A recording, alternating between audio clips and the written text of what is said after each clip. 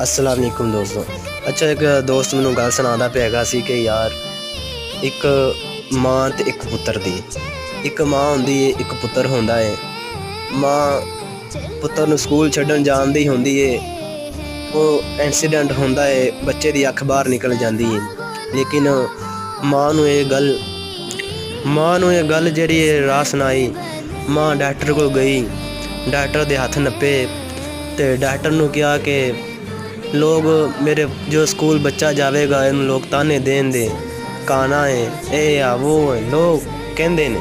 लेकिन जेरा माँ ने आख्या कि पुत्र तू डॉक्टर दे हत्थ नप्पे, डॉक्टर नू कहा पुत्र मेरे पुत्र नू मेरी अख ला दे। माँ दी शान हाय यार, माँ दी शान ही है बाबा जी। जिन्ना माँ प्यो कर लेंदा है उन्ना कोई होर नहीं करदा। इसलिए माँ बाप